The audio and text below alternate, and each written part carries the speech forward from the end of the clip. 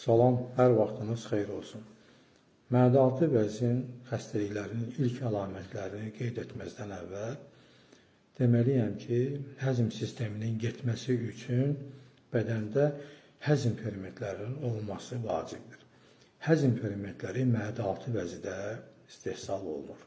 Mədə-altı vəzidə eyni zamanda başda insulin olmaqla bir sıra hormonlar da istehsal olunur. İnsulin hormonu mədə-altı vəzin Langerhans adacıqlarında az istehsal olduqda şəkərli diabet xəstəliyi inkişaf etməyə başlayır. Əgər siz özünüzdə halsızlıq, yorğunluq, susuzluq, tez-tez sidiyə getmə, ağızda quruluq, dəridə qaşınma və kəskin çəki atması müşahidə edirsinizsə, azalması yəni, onda mütləq qanda şəkərin səviyyəsini yoxlatmaq lazımdır. Mədə-altı vəzin iltihabı xəstəliyi pankreatit adlanır, xroniki və kəskin formada olur.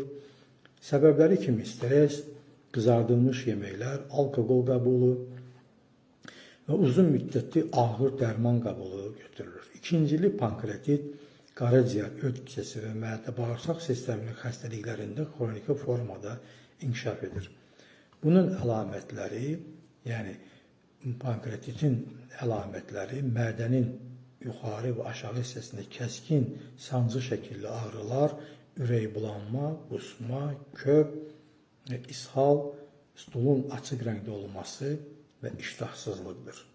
Hamınıza can sağlığı arzulayıram, özünüzdən müğayət olun.